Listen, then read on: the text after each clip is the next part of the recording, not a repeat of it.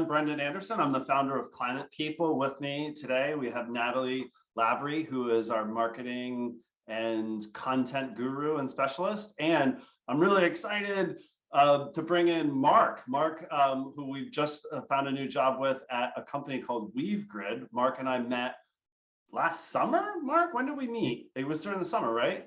Yeah, I think it was June or July. So yeah, Mark is taking a new position as a technical lead, software engineering leader with WeaveGrid, and we'll be starting very shortly. So we're really excited to talk to you today about what your experience was as somebody looking to make a transition and move your career into the climate tech space. So thanks a lot for joining us and spending a few minutes today.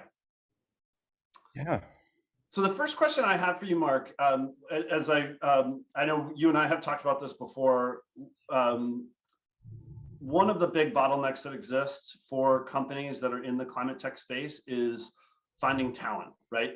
These companies, there's some amazing technologies out there, these founders and entrepreneurs that have created these innovative approaches and solutions to helping decarbonize the economy. There's more money flowing into the space than ever before. And one of the things that's really important to help these companies grow and scale to ultimately impact the planet is finding talent and helping them grow. So that's what Climate People's here for, is to try to help really mobilize a workforce transition to get people working on climate jobs. Can you just talk a little bit about, I guess, first and foremost, why was this something that you wanted to do? Because you're a successful software engineer, you've done really well in your career. Why did you want to go down this path? Yeah, I think it started with just I want to work on something that that I care about a little bit more in terms of mission, and I is gonna like help people. And so I started off thinking like, you know, maybe like health tech or climate tech, that those are things that I care about and would feel good about. And so I started researching a bunch of like who's doing what in those two spaces, and you know, following people on LinkedIn and all kinds of things to try and get a sense of what's going on. And as I did that process, I gradually just realized like, wow, I care about the climate stuff a lot more. And so I started reading you know, books like Bill Gates' How to Avoid a Climate Catastrophe, and just trying to understand what's going on. And in that process, I came across Climate People, and I thought, wow, now this is what I need in this process. And so I reached out to Brendan and or to you, Brendan, and it was really helpful in that process, because there are just a lot of things going on, and you know, with all startups, it's sometimes hard to tell what's the actual impact and who's doing actual impactful things that are going to move the needle.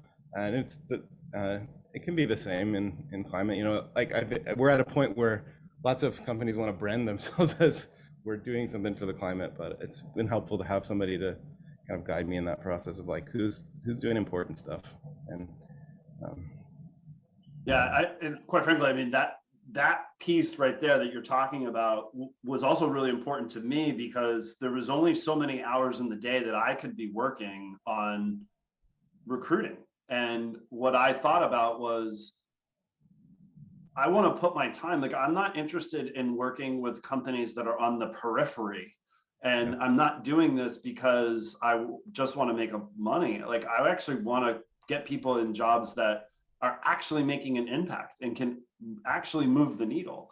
And it's really hard to figure that out. It's hard to figure out who's actually making impact. And to your point about greenwashing, that's a real thing that a lot of companies are doing to sell products, or to get people to come to work for their organizations, or to try to retain people in their organizations. So, so stepping back a little bit, when you first started, were there, to the person who might be see this video and get inspired by your story, what kind of steps did you take, or what resources did you find helpful in this journey of both discovery and then job search? Outside of me, like, were there any other, like, because I don't, like, if people get jobs in the climate space, they don't have to be through me. Like, I just want people working on these problems. So like, are there any tips or things that you found that were really helpful for you through this process? Yeah, I mean, honestly, like reading and just getting more informed was really helpful to even know what I think is important in the problem space. And then uh, I think the thing that bore the most kind of fruit in feeling informed was just following people on LinkedIn and then following other people that they follow. And you start to kind of, if you just do that for a little bit, you start to get a sense of like who are the voices here and who is everybody following and which companies are out there. And then, you know, connecting with you, Brendan, helped a lot. And then there are websites out there like terra.do, and a few others. There's a couple actual like very in-depth guides written by software engineers who have made this move. And I found those later in my process, but they were really helpful. I mean, even little tips like, hey, you're always going to feel some FOMO, so just find something that you feel passionate about and go for it. And you can't do everything, but doing something, everyone doing something is the way that we have any chance of getting where we need to be by 2050. So.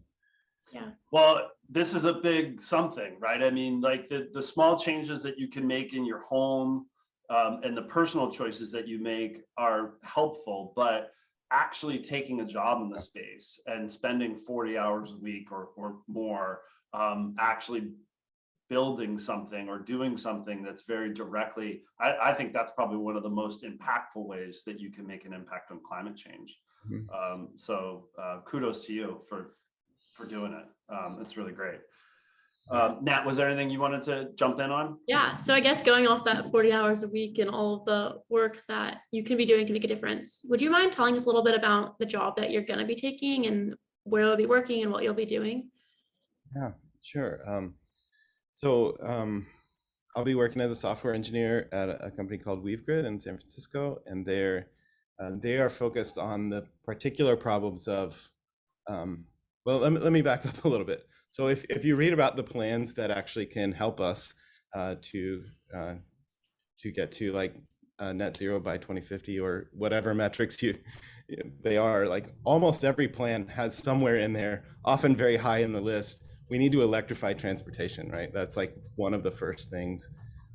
Speed and scale, that's their plan.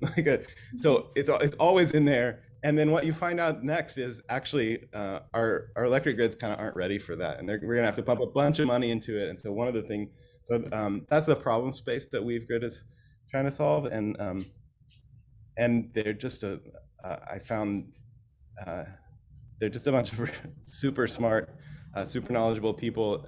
Every conversation I had with them, it was like, I feel like I could talk for 2 hours. They don't have 2 hours because they're doing this work, and I don't have 2 hours because I've got to get back to this. But it was just that sense of a lot of energy and a lot of like the connecting with other people who are passionate about the same things. It was great, and so yeah, I will be part of their first 50 employees. Building software for the utility industry to cope with the influx of EVs that hopefully That's is coming. awesome. Definitely is a very much needed market and seems like a great team of people who are doing it. So that's super exciting. And yeah, excited to see the work that you continue to do with them. Would you mind touching a little bit more on your experience working with climate people? Sure. Yeah. You know, I have found that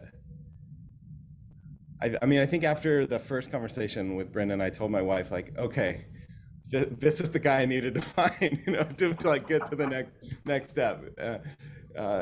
And I think that's been my experience thus far. I mean, even throughout this process, like I continued to kind of get, you know, emails from other recruiters and companies in those spaces, and I just found kind of once I linked up with y'all that I just didn't pay that much attention to that. I mostly would just say, hey, I'm only looking at these jobs and that was it. So yeah, and then just I had a particularly complex case because in the middle of my original job search, I had a home renovation kind of blow up on me and had to bow out for a little bit. And Climate People was just so understanding and just helpful every step of the way, helpful in talking to the companies, helpful in evaluating offers. It was just a really good experience. Yeah, we really appreciate that. We really do try to push the human first rather than the employee first. This is, I mean, I think all the things that we do, I mean, I think finding jobs for people in the space obviously is the North Star. It's the thing that we're most focused on a day-to-day basis. But I think the thing that I'm probably most proud of is the partnership that we have with 1% for the Planet, because as we're placing people into jobs, we're taking revenue from all of those placements and we're donating. First and foremost, we're trying to shine a light on some really amazing environmental nonprofits that are part of the 1% for the Planet network. And also we felt really that it was important to try to weave in our DEI initiatives into that, to make sure that there are marginalized communities and organizations that are really trying to impact these communities in a way that maybe people don't realize and they don't see every single day. So we picked 4 nonprofits. You've seen the list. Have you made a decision on who you would like to donate to? And we'll obviously make a donation in your name to one of those 4 nonprofits. Yeah, I think I'm going to donate to the Venture Out project. Yeah.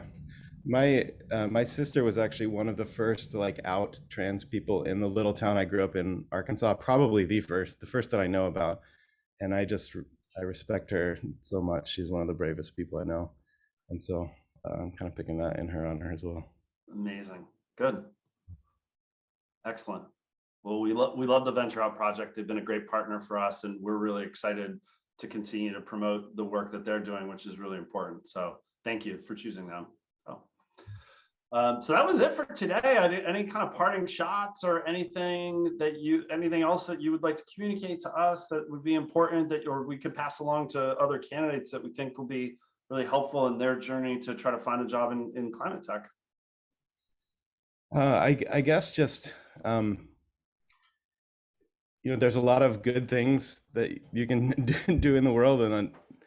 But if this is something that you care about, it's easy to just kind of sit back and feel afraid of this genuinely terrifying future, but also there are really helpful steps that we can take, especially as engineers. And honestly, it wasn't a pay cut for me. And so that's, I didn't know that would be possible, but it's awesome that it is. And it felt like interviewing at any other tech company, except with a little more passion.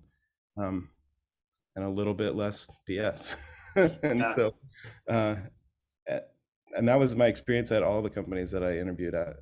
So I think if you're interested in this and you're a software engineer, at least feel it out, because there's no reason really not to do it with this. Yeah, that's awesome.